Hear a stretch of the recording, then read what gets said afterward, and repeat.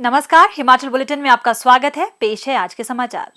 मुख्यमंत्री श्री जयराम ठाकुर ने कहा कि प्रदेश सरकार ने सभी पात्र प्रदेशवासियों को इस वर्ष नवंबर माह के अंत तक कोरोना वैक्सीन की दूसरी डोज लगाने का लक्ष्य निर्धारित किया है। उन्होंने लोगों से कोरोना वैक्सीन की दूसरी डोज निर्धारित समय में लगवाने का आग्रह किया। नमस्कार प्रिय प्रदेशवासियों, हिमाचल प्रदेश को कोविड टीकाकरण में राष्ट्रीय स्तर पर अग्रणी राज्य बनाने के लिए आपको हार्दिक बधाई। प्रदेश में 100% पात्र लाभार्थियों को कोरोना वैक्सीन की पहली डोज दी जा चुकी है। कोरोना महामारी से प्रदेशवासियों की सुरक्षा सुनिश्चित करने के लिए राज्य सरकार ने सभी पात्र नागरिकों को इस वर्ष नवंबर माह के अंत तक वैक्सीन की दूसरी डोज देने का लक्ष्य निर्धारित किया है। इस लक्ष्य को प्रदेशवासियों के सक्रिय सहयोग से ही हासिल किया जा सकता है। मेरा आप सभी से आग्रह है कि कोरोना वैक्सीन की दूसरी डोज निर्धारित समय पर अवश्य लगवाएं ताकि संपूर्ण प्रदेश स्वस्थ एवं सकुशल रहे और हम निरंतर खुशहाली के पथ पर अग्रसर रहें। जय हिंद, जय हिमाचल। मुख्यमंत्री श्री जयराम ठाकुर ने आज ऊना जिला के गगरेट में सड़क हादसे में 3 पुलिसकर्मियों की मौत पर गहरा शोक व्यक्त किया है। उन्होंने शोक संतप्त परिवारों के सदस्यों के प्रति संवेदनाएं व्यक्त की और ईश्वर से दिवंगत आत्माओं को शांति प्रदान करने की प्रार्थना की। वर्तमान प्रदेश सरकार ने वर्ष 2022 तक किसानों की आय दोगुना करने के उद्देश्य से सिंचाई सुविधाओं के विस्तार और कृषि गतिविधियों में विविधता लाने के लिए अनेक नई योजनाएं आरंभ की है। रासायनिक उर्वरकों व कीटनाशकों के उपयोग को समाप्त करके प्राकृतिक रूप से उपलब्ध वैकल्पिक संसाधनों को अपनाकर खेती करने की लागत को कम करने के उद्देश्य से आरंभ की गई प्राकृतिक खेती खुशहाल किसान योजना को प्रदेश के हजारों किसानों ने अपनाया है। इस योजना से किसानों की आर्थिक स्थिति भी मजबूत हो रही है और खाद्यान्न उत्पादन में भी निरंतर बढ़ोतरी हो रही है। जिला मंडी की ग्राम पंचायत नगवाई के किसान श्री पुनेराम ने प्राकृतिक खेती को अपनाकर इलाके में सफलता की नई कहानी लिखी है। वे प्राकृतिक खेती से न सिर्फ अपनी कृषि लागत को 1.5 लाख से घटाकर 3,000 रुपए तक ले आए हैं, बल्कि रासायनिक खेती के मुकाबले कुल आय को 4.5 लाख रुपए से 6 लाख रुपए तक पहुंचाकर अन्य किसानों के सामने कृषि को आर्थिक सशक्तिकरण का साधन बनाकर एक उम्दा मिसाल भी पेश की है। श्री पुनेराम ने बताया कि उन्होंने 2018 में प्राकृतिक खेती खुशहाल किसान योजना के तहत प्राकृतिक खेती का प्रशिक्षण इस खेती विधि के जनक पद्मश्री सुभाष पालेकर से प्राप्त किया था। इसके बाद उन्होंने अपनी 10 बीघा जमीन में खेती करना शुरू किया। श्री पुनेराम के उत्कृष्ट प्राकृतिक खेती मॉडल को देखकर अब क्षेत्र के अन्य किसान भी उनसे प्राकृतिक खेती विधि का प्रशिक्षण प्राप्त कर रहे हैं।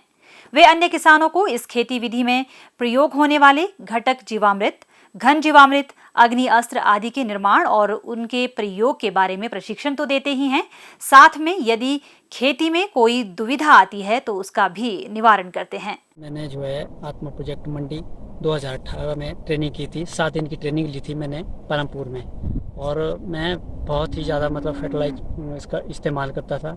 फिर मैंने 1 हफ्ते की ट्रेनिंग ली, मैंने देखा कि इसमें कुछ है।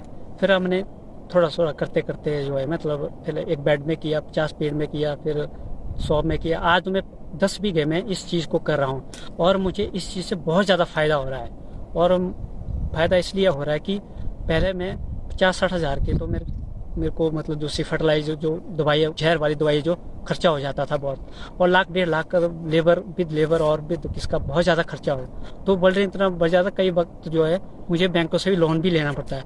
जब से मैंने पालमपुर में टूर लगाया है आत्मा प्रोजेक्ट के तहत, तो उससे मुझे इतना ज़्यादा बेनिफिट हुआ, तो बहुत ज़्यादा मैं अच्छी, ये मेरे नार है जी। इस वक्त जो आस पड़ोस के लोग इतना कुछ बोल रहे हैं कि ये आपने नार कहाँ से इतने ज़्यादा तैयार किए है कि बहुत भरपूर। और मैंने जो है 2018 से ही किया था इसको। मैंने है कि मेरे पास गाय भी, देसी गाय है। मैं सारा जो है सत्यान धाना अंकुर से लेकर सारे टाइम टू टाइम स्प्रे करता हूँ, और कुछ सब्सिडियाँ मैंने ले ली है, कुछ लेने को है। तो मैं चाहता हूँ कि आने वाले टाइम में हर किसान इसको करे, जो आज इतनी जो फसल ले रहा हूँ ऑर्गेनिक की तरह, ये जो अच्छी फसल आ रही है और बहुत बढ़िया मैं इससे मुनाफा कमा रहा हूँ। प्रदेश सरकार द्वारा किसानों को देसी नस्ल की एक गाय खरीदने के लिए 25,000 रुपए तक की सहायता, किसानों को निःशुल्क प्रशिक्षण, जीवामृत बनाने के लिए 200 लीटर के ड्रम लेने पर लागत पर 75% सब्सिडी दी जा रही है। जिन लोगों के पास देसी गाय हैं, उनकी पशुशाला में फर्श डालने और मूत्र व गोबर को एकत्र करने को चैम्बर बनाने के लिए 8,000 रुपए दिए जा रहे हैं। जिन्हें जीवामृत बनाने व बेचने के लिए संसाधन भंडार बनाना हो, उन्हें 10,000 रुपए की अनुदान का प्रावधान है। प्रदेश में वर्ष 2022 तक सभी 9,61,000 किसान परिवारों को प्राकृतिक खेती के तहत लाने का लक्ष्य निर्धारित किया गया है। इस योजना के प्रभावशाली कार्यान्वयन के लिए मुख्यमंत्री श्री जयराम ठाकुर की अध्यक्षता में राज्य स्तरीय निगरानी समिति गठित की गई है तथा कृषि निदेशालय में इसके लिए अलग से विंग स्थापित किया गया है। 25 करोड़ रुपए के प्रावधान के साथ आरंभ इस योजना के लिए इस वर्ष भी 25 करोड़ रुपए के व्यय का प्रावधान किया गया है। अब तक प्रदेश के 74,000 से अधिक किसानों ने प्राकृतिक खेती को अपना लिया है, जिससे 3,556 हेक्टेयर क्षेत्र में प्राकृतिक पद्धति से खेती-बाड़ी होने लगी है। 77,000 से ज्यादा किसानों को इस पद्धति को अपनाने के लिए प्रशिक्षण प्रदान किया गया है। स्वास्थ्य एवं परिवार कल्याण विभाग द्वारा दोपहर 2 बजे जारी बुलेटिन के अनुसार प्रदेश में कोरोना संक्रमण की जांच के लिए आज 1,483 लोगों के सैंपल लिए गए, जिनमें से 184 लोगों की रिपोर्ट नेगेटिव पाई गई है, जबकि 1,294 लोगों की रिपोर्ट आना बाकी है। अभी तक 34,804 लोगों की जांच की जा चुकी है, जिनमें से 31,81,827 सैंपल की जांच नेगेटिव पाई गई है। प्रदेश में कुल 2,17,643 लोगों में कोरोना वायरस के संक्रमण की पुष्टि हुई है, जिनमें से 2,12,314 लोग इस बीमारी से ठीक हो चुके हैं और 1,668 व्यक्ति उपचाराधीन है।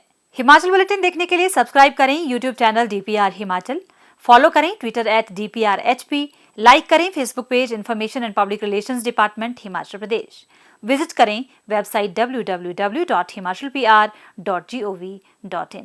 इस अंक में इतना ही। कल फिर होगी मुलाकात। दीजिए इजाजत। नमस्कार।